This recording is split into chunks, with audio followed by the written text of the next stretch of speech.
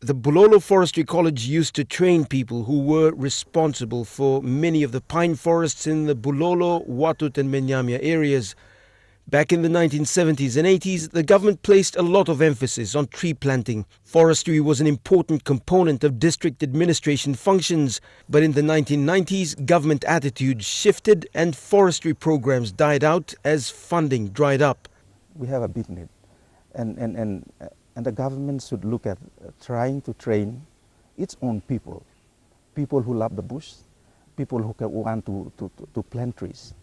And now the government is looking at downstream processing, reforestation, and it all comes on training a good quality forester. Changing attitudes and policies also affected Papua New Guinea's only forestry training college in Bulolo. This week, a meeting of key stakeholders is discussing the future of the forestry college. Is it still relevant? Should the responsibility of its upkeep be passed on to the industry? And how will it be funded? There was a strategy for rationalization of the institutions. Small institutions, that's what the rationalization program in 1985-86, during that time. And the government said, we have to rationalize to cut down costs. There are already a set of recommendations. One recommendation is for the college to become an affiliate of Unitec. The responsibilities for training are no longer in our hands. They are now in the hands of the universities, in this case. But we expect that the dialogue between themselves and ourselves as end users of the trainees takes place occasionally, from time to time. The Director General of the National Forest Authority, Kanawi Poru, was a student here.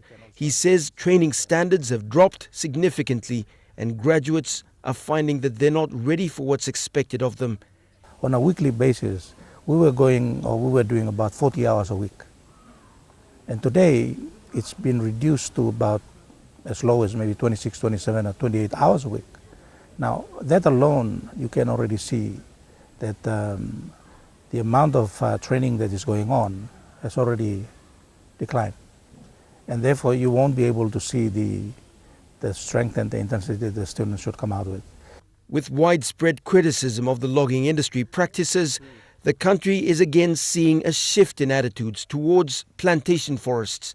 International demand is also driving the attitude.